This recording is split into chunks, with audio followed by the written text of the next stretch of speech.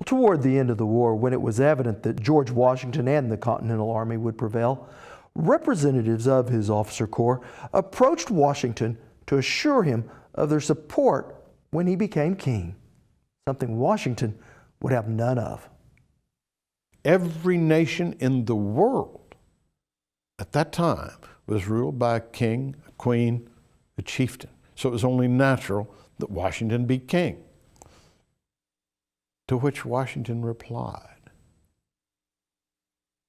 "Nothing that has come to my attention throughout the course of this war disturbs me so much as your suggestion that I would accept such a position. What is it about my conduct that makes you think I would be receptive?" And he dismissed these men. "Never are you to speak of this again." The point is, Washington would not be king.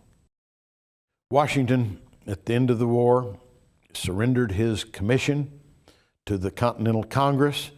He, in ceremonial fashion, presented his sword to Congress as an indication of resigning his commission, and I like to think of that ceremonial presentation as almost literally turning his sword into a plowshare.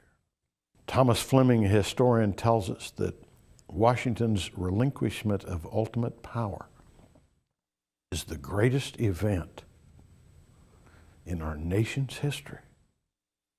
And if it is, that could certainly be the greatest secular event in all of world history. So far the next 5 years, Washington retired to his beloved Mount Vernon. But all in the fledgling country was not well.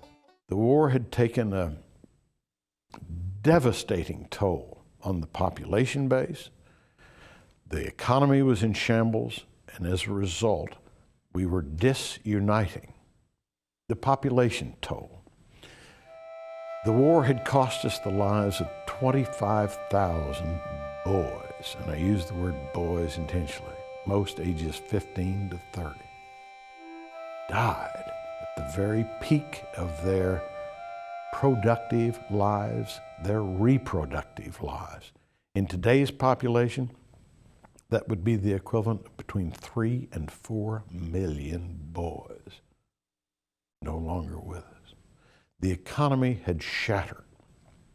No trade of consequence had taken place during the 8-year war. England had been our primary trading partner, so no trade with England. Professor Alan Guelzo at Gettysburg College tells us that inflation roared in some areas 5,000%. The Continental, that was their currency, was worthless. We had incurred a national debt of roughly $70 to $80 million. Who knows what that would be in today's currency? And George Washington's services were needed once again with the convening of a constitutional convention to set up these United States. Tempers flared, fisticuffs, arguments ensued. But all those delegates knew that the man sitting up there on the dais deemed it to be in their best interest and the best interests of the people of the 13 states that we create a central government. So in due time, under the watchful eyes and the guiding hands of the one man on earth who could be trusted with power, the delegates' arguments turned to debate, the debate turned to compromise.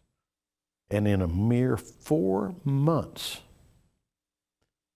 39 men at that convention signed off on a draft of the document that provides the framework for our central government.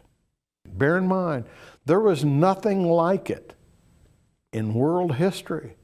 The creation of a document whereby the people determined who their leadership would be. Not by heredity, not by birth, but we, the people, determined who the leaders are and how that would function. Nothing like it. But the people knew that George Washington had overseen the process, that he approved the process, and that he thought this central government was in their best interest. So in June of 1788, a mere 9 months from the time it went out to the people, the requisite 9 states had approved it. And that U.S. Constitution created a central government. That U.S. Constitution would be the supreme law of the land, superior to the law of Georgia, of Virginia, Pennsylvania. The people had to subordinate their state's laws to this law that George Washington believed to be in their best interest. And with that, the United States of America was born. When we return, Mr. President.